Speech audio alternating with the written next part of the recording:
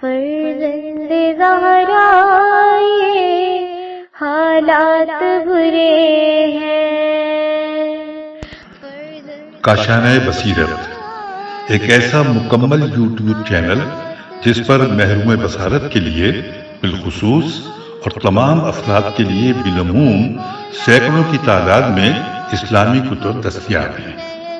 لہذا گزارش ہے کہ آپ اپنی ذمہ داری نبھاتے ہوئے کاشانہ بصیرت کو سبسکرائب کرنے کے ساتھ ساتھ بیل آئیکن کو پریس کیجئے تاکہ آپ علم کے حصول کے ساتھ ساتھ مذہب اہل بیت کی اشاعت میں بھی اہم کردار ادا کرتے رہیں. کاشانہ بصیرت. فرزند زہرا یہ حالات برے ہیں. Part number 8, page number 68, and our next heading is Narrations of Abu Muhammad Hassan al-Askari alayhi salam regarding Nas in favor of his son Al-Qaim, the master of the time. Narrated to us Abu Talib Muzaffar bin Jafar bin Muzaffar Alawi Samarkandi. Narrated to us Jafar bin Muhammad bin Masood from his father Muhammad bin Masood. Narrated to us Adam bin Muhammad Balaki. Narrated to me Ali bin Hussein bin Harun Dakak. Narrated to us Jafar bin Muhammad bin Abdullah bin Qasim bin Ibrahim bin Malik Ashtar, that he said. Narrated to me Yaqub bin Manqush, that he said, I went to Abi Muhammad Hassan bin Ali alayhi salam to find him sitting on his usual place in his house. There was a room to his right with a curtain at its entrance. I asked the Imam, who is the master of this affair? He replied, lift that curtain. When I lifted the curtain, I saw a boy aged 8 or 10 years, having a broad forehead, fair complexion, pearl-like upper lip, soft and clear palms, broad shoulders, long knees, a mole on the right cheek, hair reaching the forehead, came out and went on to sit in the Imam's lap. The Imam said, this is your master. Then he said to the child, son, go back till the appointed hour. So the child arose and went into the room. I was looking at him continuously. Then the Imam said to me, Yaqub, go and look in the room. When I entered that room, there was no one there. 3. Narrated to us Ali bin Abdullah Warraq. Narrated to us Saad bin Abdullah. Narrated to me Musa bin Jafar bin Wahab Baghdadi, that the following missive came from Abu Muhammad alayhi salam. They thought that they could plan to murder me so that my progeny may be cut off. And the Almighty Allah rendered their word and their plots ineffective, and thanks and gratitude is to Allah the High. 4. Narrated to us Muhammad bin Asim. Narrated to us Muhammad bin Yaqub. Narrated to me Alan ar-Razi informed me from some of our associates that when his slave maid became pregnant, Abu Muhammad said, you are pregnant with the male whose name is Muhammad, and he is the Qaim after me. 5. Narrated to us Abu Talib Muzaffar bin Jafar bin Muzaffar Alawi. Narrated to us Jafar bin Muhammad bin Masood from his father. Narrated to us Ahmad bin Ali bin Kulthum. Narrated to us Ali bin Ahmad al-Razi. One of our brothers from the people of Ray went to investigate the situation after the passing away of Abu Muhammad alayhi salam. As he was in the course of his search in the masjid of Kufa, thinking about the enterprise he had come for, and touching the pebbles of the masjid with his hand, a pebble appeared to him that bore the writing. In capital it is written MHMD. He saw that the writing was not engraved into the stone, but rather the inscription stood above and was raised over the surface of the pebble, as it had been created on it. 6th, narrated to us Ahmad bin Muhammad bin Yahya al-Atar. Narrated to me my father from Jafar bin Muhammad bin Malik Fazari. Narrated to me Muhammad bin Ahmad Madiani from Abi Ghanim, that he said, I heard Abu Muhammad Hassan bin Ali alayhi salam say, my Shias will divide up in the years 260. In the year 260.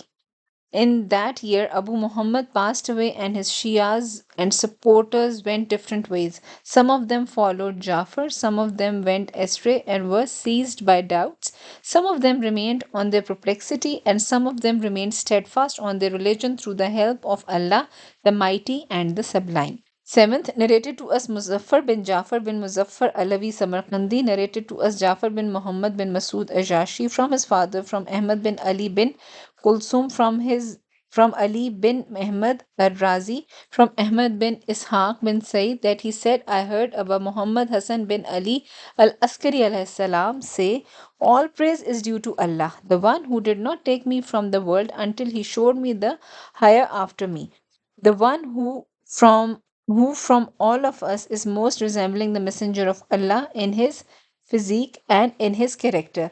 May Allah the High protect him in his occultation and then manifest him, so that he may fill the earth with justice and equity, as it would be fraught with injustice and tyranny. Eighth, narrated to us Ahmad bin Muhammad bin Yahya al-Adr, narrated to us Saad bin Abdullah, narrated to us Musa bin Jafar bin Bahab Baghdadi, that he said, I heard Abu Muhammad Hassan bin Ali alayhi salam say, as if I can see you disputing after me with regard to my successor, behold, someone who profess faith in all the Imams after the Messenger of Allah, yet denies my son, is like someone who profess faith in all prophets and messengers of Allah and then rejects the prophethood of Muhammad, the messenger of Allah. And the denier of the messenger of Allah is like one who rejects all the prophets. Because obedience to our last one is obedience to our first one, and rejected to our last one is rejecter of our first one. Behold, my son will have an occultation in which people will doubt except the one whom Allah, the Majesty and Sublime, saves. Narrated to us Muhammad bin Ibrahim bin Ishaq, narrated to me Abu Ali bin Hammam. I heard Muhammad bin Usman al Umari say, I heard my father say, Abu Muhammad al Hassan bin Ali alayhi salam was asked while I was with him about traditions narrated from his forefathers, peace be upon them, that the earth does not remain without the proof of Allah on his creatures until the judgment day, and that if anyone dies without the cognition of the Imam of his time, he dies the death of a pagan. The Imam said, this is as true as the daylight. It was said, O son of Allah's messenger, who is the proof and the Imam after you? He replied, my son Muhammad, whosoever dies not knowing him will die a pagan death. Behold, he will have an occultation during which the ignorant will be perplexed and the invalidators will perish and the time essengers will lie. Then he will rise as if I am gazing at the white standards waving over his head in the Najaf of Kufa. The reference here is Surah Anbiya.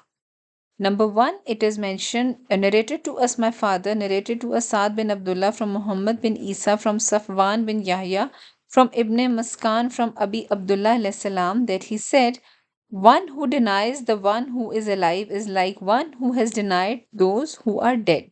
2, and narrated to us Muhammad bin Hassan bin Ahmad bin Walid, narrated to us Muhammad bin Hassan al-Safar and Hassan bin Matil Dakak and Abdul bin Jafar Himari. All of them said, narrated to us Muhammad bin Hussein bin Abil Khattab and Yaqub bin Yazid and Ibrahim bin Hashim.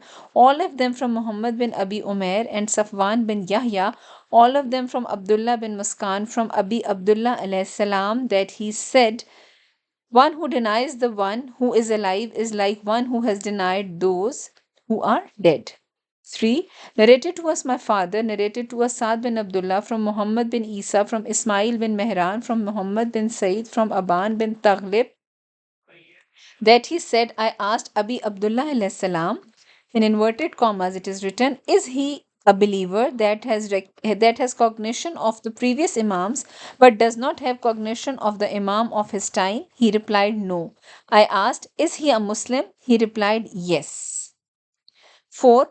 Narrated to us Ali bin Ahmad bin Muhammad, narrated to us Muhammad bin Abi Abdullah Kufi, narrated to us Sahil bin Ziyad Adami, narrated to us Hassan bin Mehboob from Abdul Aziz Abdi, from Ibn Abi Yafar, that he said, Abi Abdullah alayhi salam said, "One who has faith in the Imams from my forefathers and my descendants, but denies the Mahdi from my progeny, is like one who believes in all the prophets but rejects Muhammad." I said, "My chief, who is the Mahdi from your progeny?" He replied, "The fifth descendant of the seventh Imam, whose person will remain hidden from your view, and uttering his name is unlawful for you." 5. Narrated to us Hussein bin Ahmad bin Idris, narrated to us my father Ayub bin Nuh from Muhammad bin Sanan from Safwan from As-Sadiq Jafar bin Muhammad that he said, "One who has faith all the Imams but denies the Mahdi is like one who believes in all the Prophet but rejects the prophethood of Muhammad." He was asked, "O son of Allah's messenger, who is the Mahdi from your progeny?"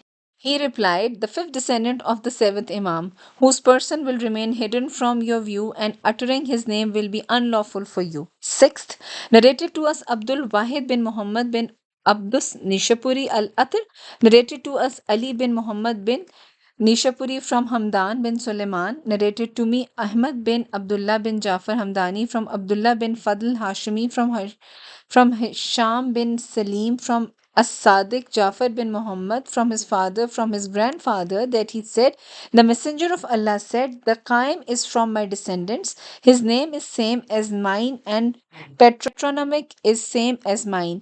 His appearance is like my appearance and his practice like my practice. He will establish the people on my religion and my law and call them to the book of my Lord, the mighty and the sublime. One who obeys him has obeyed me, and one who disobeys him has disobeyed me. And one who denies his occultation has denied me, and one who falsifies him has falsified me, and one who testifies for him has testified for me.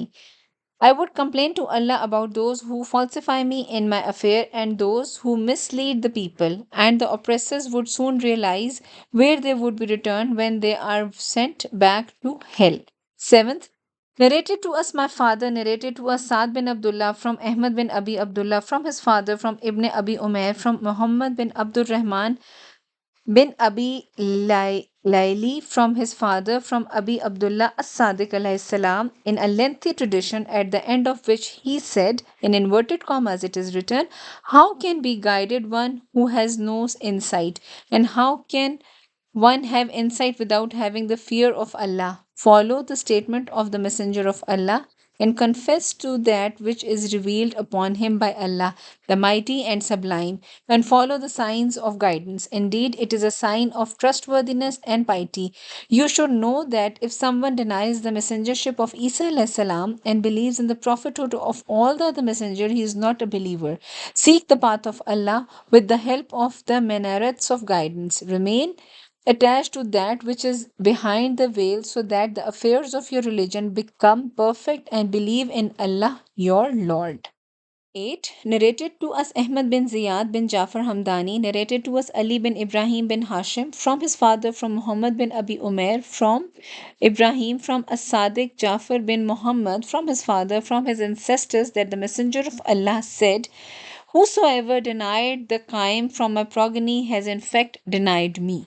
Ninth, narrated to us Ahmad bin Muhammad bin Yahya al-Atr, narrated to us my father Abdullah bin Muhammad bin Isa from Hassan bin Ab Musa Khashhab, from more than one person from Marwan bin Muslim, that he said, As-Sadiq Jafar bin Muhammad alayhi salam said, "The Imam is a sign between Allah the Mighty and Sublime and his creatures. Thus one who recognizes him is a believer, and one who denies him is an infidel." 10th, narrated to us my father and Muhammad bin Hassan, may Allah be pleased with them, they said, narrated to us Saad bin Abdullah from Muhammad bin Isa and Ubaid, from Hassan bin Ali bin Fadbal, from Muhammad bin Marwan, from Fudail bin Yasir, from Abi Jafar alayhi salam, that he said, "One who dies without having as Imam dies the death of a pagan, and the people shall not be excused from having cognition of their Imam."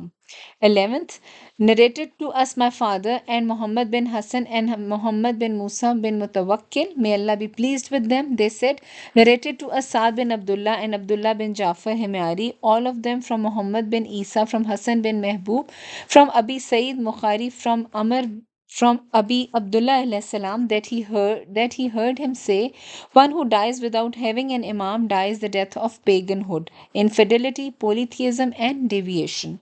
12th, narrated to us Ali bin Abdullah Warraq, narrated to us Abdul Hussain Muhammad bin Jafar Asadi, narrated to us Musa bin Imran Nakai from his uncle Hussain bin Yazid Nawafili, from As-Sadiq bin As-Sadiq Jafar bin Muhammad from his father, from his ancestors, that the Messenger of Allah said, whosoever denies the Qaim from my progeny during his occultation dies the death of paganhood. 13th, narrated to us Muzaffar bin Jafar bin Muzaffar Alawi Samarkandi, narrated to us Jafar bin Muhammad bin Masood from his father, from Ali bin Muhammad, narrated to me Imran bin Muhammad ibn Abdul Hamid from Muhammad bin Fudail, from Ali bin Musa Raza, from his father Musa bin Jafar, from his father Jafar bin Muhammad, from his father Muhammad bin Ali, and from his father Ali bin Hussein, and from his father Hussein bin Ali, from his father Ali ibn Abi Talib alayhi salam, that Messenger of Allah said, inverted commas, it is written, O Ali, after me, you and the Imams from your progeny are the proofs of Allah, the mighty and sublime upon His creatures, and they are highest sign for His creation. One who denies one of you, he has denied me, and one who disobeys one of you, he has disobeyed me. One who oppresses any one of you, he has oppressed me. One who has aligned with you has aligned with me. One who has obeyed you has obeyed me. One who has loved you has loved me. One has been inimical to you has been inimical to me. Because you are from me, you are created from my essence, and I am from you. 14th, narrated to us Ali bin Muhammad, narrated to us Hamza bin Qasim Alawi, narrated to us Hassan bin Muhammad Farisi, narrated to us Abdullah bin Khudama, from Abdul Hassan Musa bin Jafar Kazmi alayhi salam, that he said, one who doubts in any of the four things is a believer in all the affairs the Almighty Allah has sent. One of them is the recognition of the Imam in every period of time with regard to his identity and characteristics. 15th, narrated to us my father and Muhammad bin Hassan, may Allah be pleased with them, they said, narrated to us Saad bin Abdullah and Abdullah bin Jafar Himari, all of them from Muhammad bin Isa and Yaqub bin Yazid and Ibrahim bin Hashim, all of them from Hamad bin Isa, from Imran bin Uzaina, from Aban bin Abi Ayyash, from Sulaiman bin Qais Hilali, that he heard from Salman Abi Zar and Miqdad, a tradition of the Messenger of Allah, that he said, one who dies without having an imam dies the death of paganhood. Then he mentioned this tradition of two Jabir and Ibn Abbas, who said, they have said the truth and they are doers of good. We also testify that we heard the Messenger of Allah say thus. At the end of that, Salman said, O Messenger of Allah, you said, one who dies without having an imam dies the death of paganhood. Who is that Imam? The Messenger of Allah said, from my successors, O Salman, thus if anyone from my Ummah dies without having an Imam from them that he recognizes, his death is of paganhood. One who is ignorant of him and is inimical to him is a polytheist. And if he is ignorant but is neither inimical nor friendly with his enemies, he is ignorant and not a polytheist. At number 1, again it is mentioned, narrated to us my father and Muhammad bin Hassan, may Allah be pleased with them. They said, narrated to us Saad bin Abdullah and Abdullah bin Jafar Himari, all of them from Muhammad bin Isa bin Ubaid, from Yunus bin Abdul Rahman, from Hussein bin Tuhwai bin Abi Fakha, from Abi Abdullah alayhi salam, that he said, the imamat will never be diverted between two brothers after Al Hassan and Hussein. It proceeds from Ali ibn Hussein, as Allah the Blessed, the Sublime said, some of those who are bound by blood are closer to each other than other in the book of Allah. There was no one after Ali ibn Hussein except it went to the next descendant or the next descendant of the next descendant. 2. Narrated to us Muhammad bin Hassan bin Ahmad bin Walid, Muhammad bin Hassan al-Safar, from Yaqub bin Yazid, from Muhammad bin Isa bin Ubaid, from Hussein bin Hassan Farisi, from Suleiman bin Jafar Jafari, from Hamdan bin Isa, from Abi Abdullah, that he said, the imamat will never come together in two brothers. After Hassan and Hussein, it will continue in his progeny, one generation after another. 3. Narrated to us Muhammad bin Musa bin Mutawakkil, narrated to us Ali bin Hussein Sad Abadi, from Ahmad bin Muhammad bin Khalid, from his father, from Muhammad bin Sinan, from Yunus bin Yaqub, from Abi Abdullah alayhi salam, that he said, Allah does not accept to appoint to it the imamat two brothers after Al-Hasan and Hussein alayhi salam. 4. Narrated to us Muhammad bin Hassan bin Ahmad bin Walid, narrated to us Hussein bin Hassan bin Aban, from Hussein bin Said, from Muhammad bin Sinan, from Abi Salam, from Surah bin Khulab, from Abi Basir, from Abi Jafar alayhi salam, regarding the words of Allah the Mighty and Sublime, and he made it a word to continue in his posterity.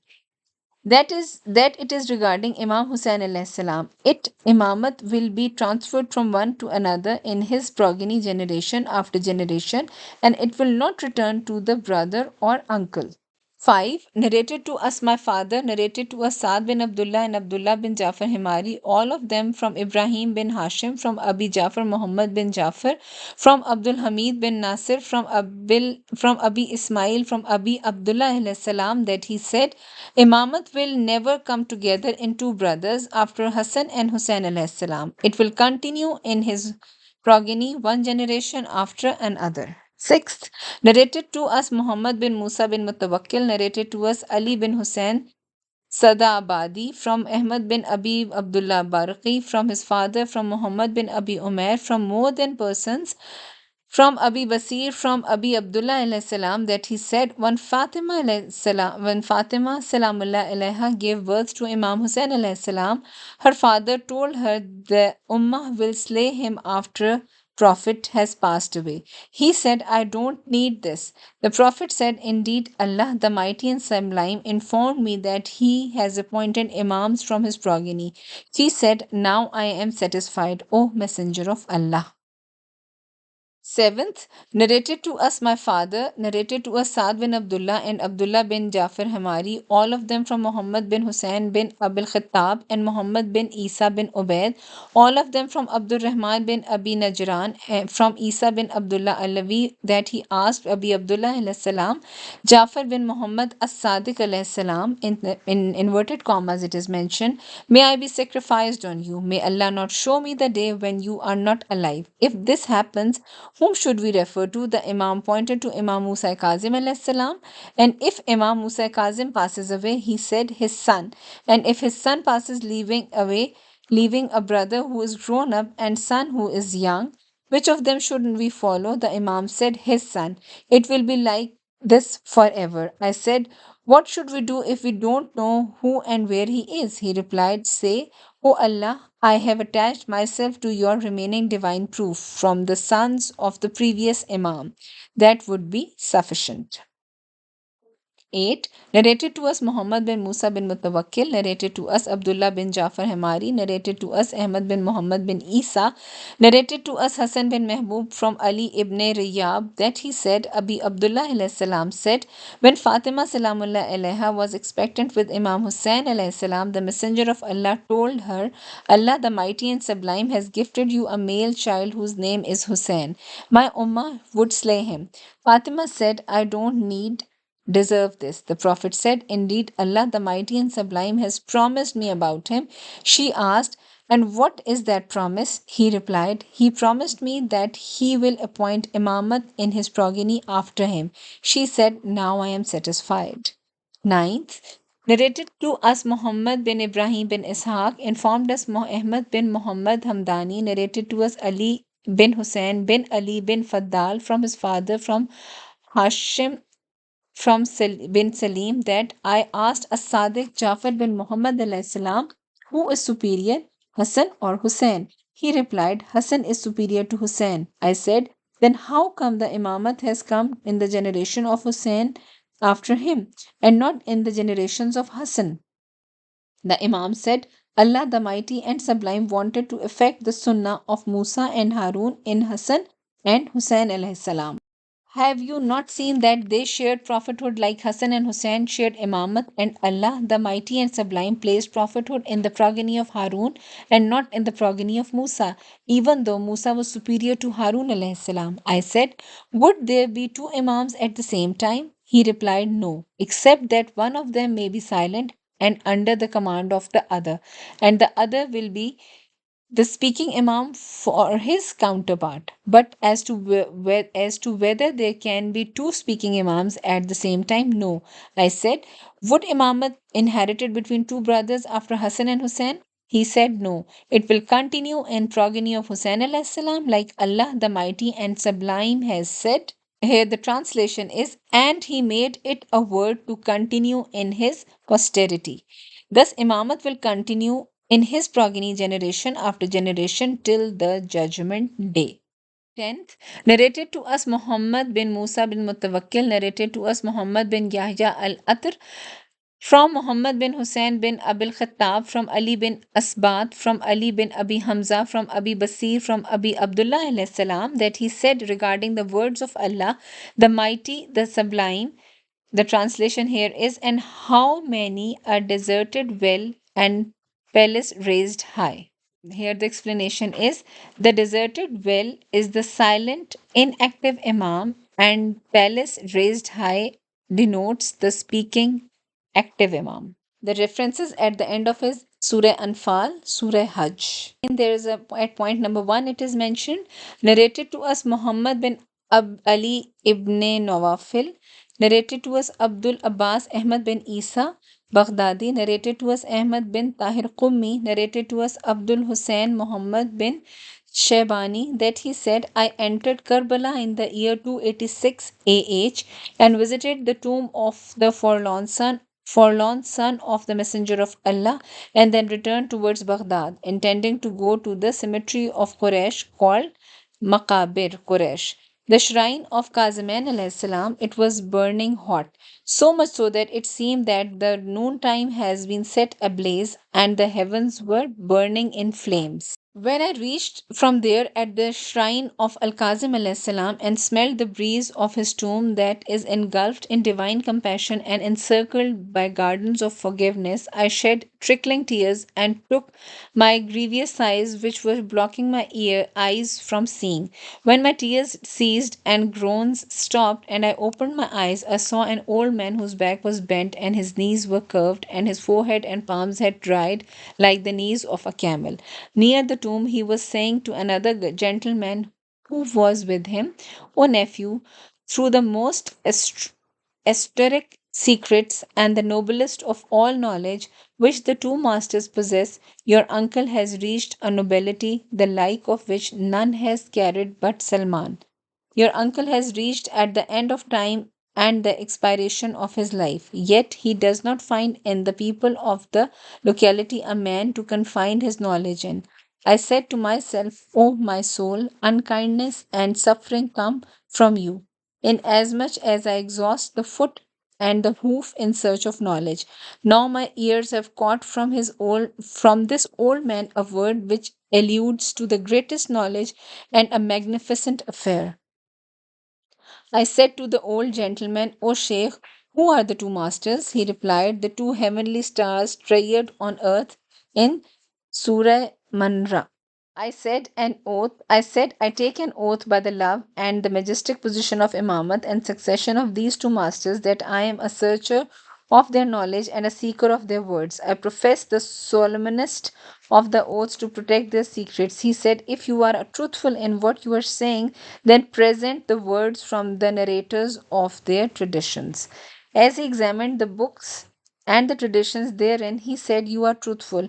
I am Bishir ibn Sulaiman al-Nakhas from the children of Abu Ayyub Ansari, one of the devotees of Abdul Hassan and Abu Muhammad and their neighbor at Suramanra.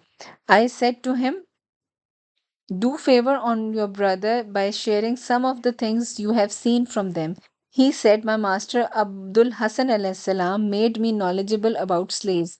I would not buy nor sell but with his permission, which helped me avoid dubious occasions, until my knowledge of the subject matured and I could make good distinction between the permissible and the illegal.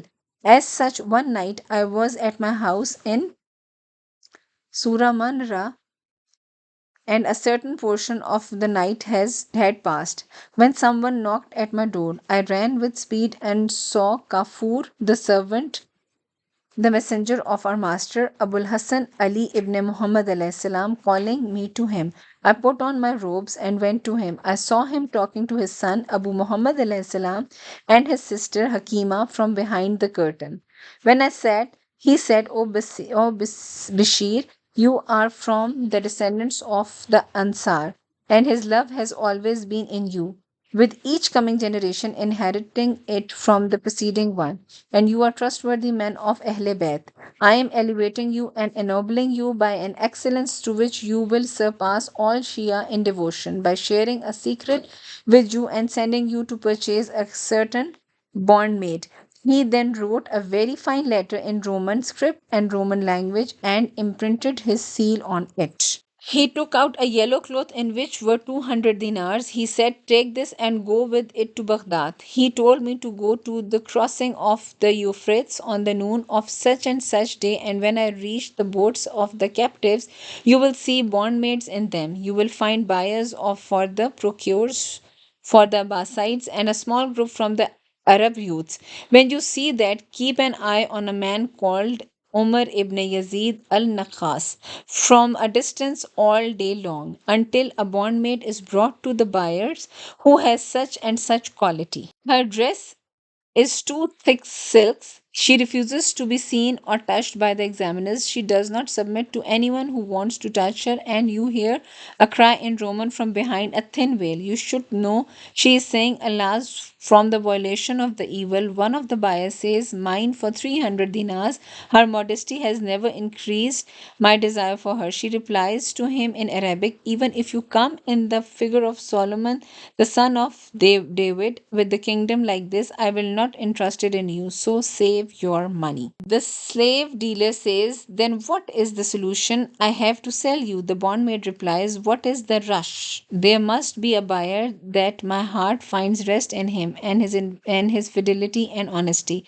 At that moment, go to Amr bin Yazid al Nakhas and tell him you have a nice letter from a certain man of nobility, which he has written in Roman language and the Roman script, describing therein his benevolence, for his infidelity, his excellence, and his generosity. So she may discern from it the character of its author. Should she be interested in him and choose him, then I am his representative in buying her from you. Bashir bin Suleiman says, I performed all that which my master Abu Muhammad al Hassan alayhi salam had ordered me to do with respect to the bondmaid. The when she saw the epistle, she cried very profusely and said to Amr bin Yazid, Sell me to the writer of this letter. She shook the solemnest of oaths that should he refuse to sell her to him, she will take her life. I negotiated the price with the dealer until it settled exactly on the amount of dinars my master had given me. The money being sufficient, I took the bondmaid, who was so very happy and in laughter. I returned with her to the quarters I was residing at in Baghdad. She was very restless until she took out from her pocket the letter of her master. She would kiss it and put it on her eyes and place it on her cheeks and touch it. Astonished by this, I said, You are kissing a letter you do not know who wrote it. She said, O incapable and feeble from knowing the position of the progeny of prophets, lend me your ears and empty your heart for my words. I am Malika, the daughter of Yusha, son of the Caesars of Rome. My mother is from the descendants of the disciple of Jesus, and her lineage goes back to the Jesus and her lineage goes back to the successor of Jesus, Sham, Shamun. I will narrate to you the wondrous. My grandfather, the Caesar, wanted to marry me to his nephew when I was a young girl of 13 years of age. So he gathered in his palace 300 priests and monks from the descendants of Varian. And from their men of stature 700 men. He gathered 4,000 men from commanders of the army and officers of the military and the leaders of the armed forces and chiefs of the tribes. He erected a throne from the dearest of his riches, which was adorned with varieties of jewels and was raised over 40 steps. When his nephew climbed, the crosses were fixed about. The bishops took their stands in great reverence, and the pages of the Injil were opened. Suddenly, the crosses collapsed from the top and hit the ground. The pillars of the throne crumbled and crashed onto the floor.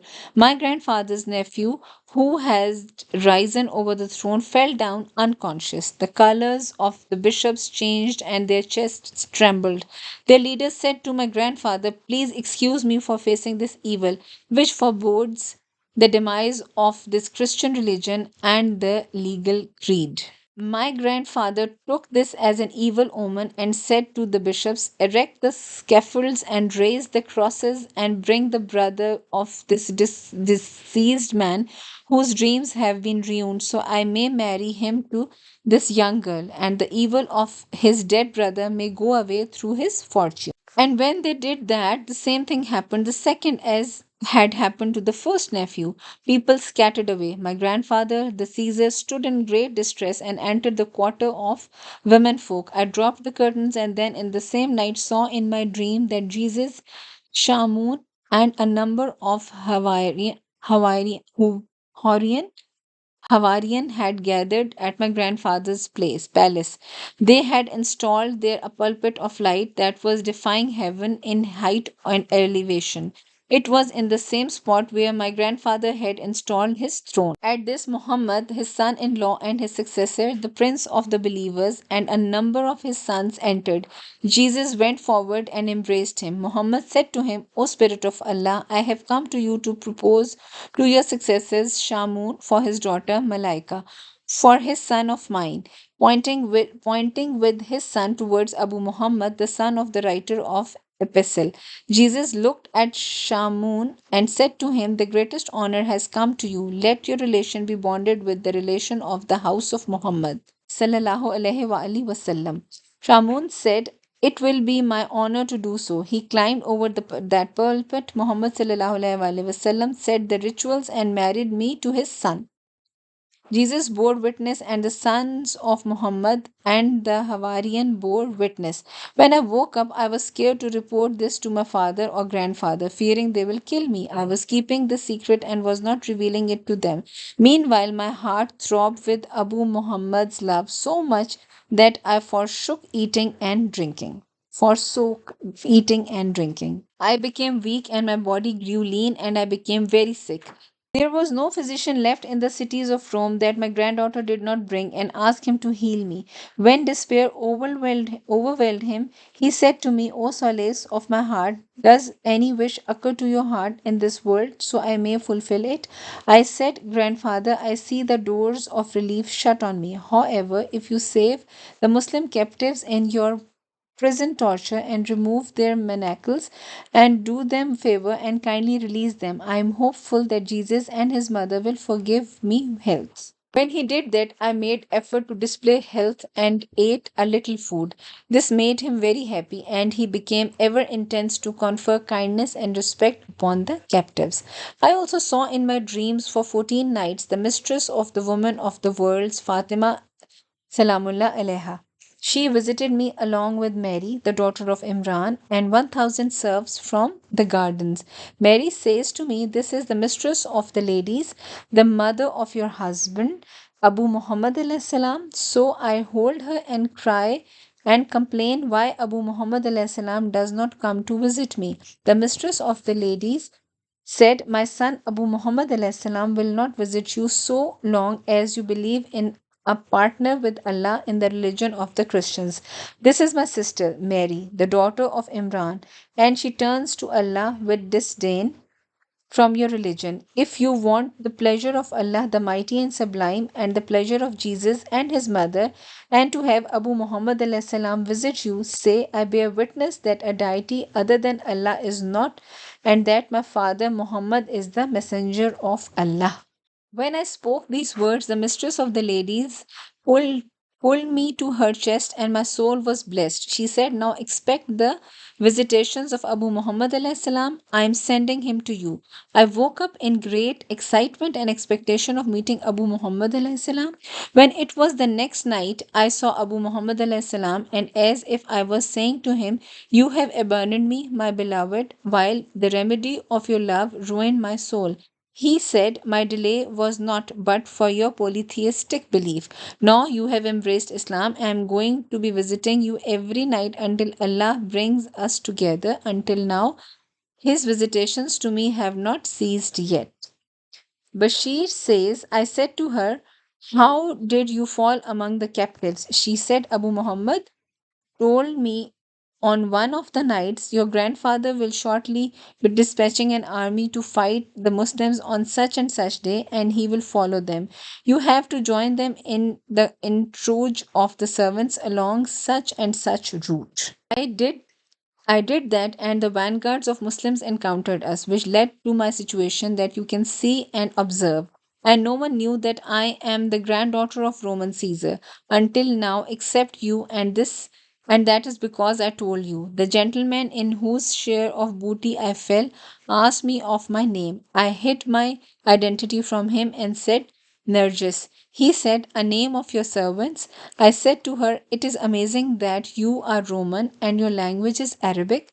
Due to my grandfather's persistence and encouragement that I should increase my learning, he appointed a woman to me, who was his interpreter, to visit me. She would come to me day and night and teach me Arabic until I became fluent and articulate. Bashir says, "When I brought her back to Surah Manra, I entered upon my master Abul Hassan alayhi salam. He said to her, 'How did Allah show you the glory of Islam and the disgrace of Christianity and the nobility of Muhammad and his household?' She said, 'How would I describe, O son of Allah's messenger, something which you know better than me? I would like to confer kindness on you.' He said to her, 'Which one is dearer to you, 10,000 dinars or a glad tidings of eternal grandeur? Glad tidings of a son for me.' He said, 'Rejoice the tidings of having a son who will rule the world from the east to the west and will fill the earth with justice and equity as it will be filled with oppression and corruption.' She asked, 'From whom?' He replied in Roman, 'From the one whom the messenger of Allah proposed for you on such and such night in such and such year.' 'To whom Jesus and his successors married you?' She asked, 'From your son, Abu Muhammad.' 'Do you know he visited me since I have embraced Islam on the hands of the mistress of the ladies?' Our master said, 'Kafur, call my sister Hakima.' And when she entered, he said to her, 'Here she is.' Lady Hakima embraced her along and was very much happy to see her. Abul Hasan alayhi salam said, 'O daughter of the Messenger of Allah, take her to your house and teach her the duties and traditions. For she is the wife of Abu Muhammad and the mother of the Qaim alayhi salam.'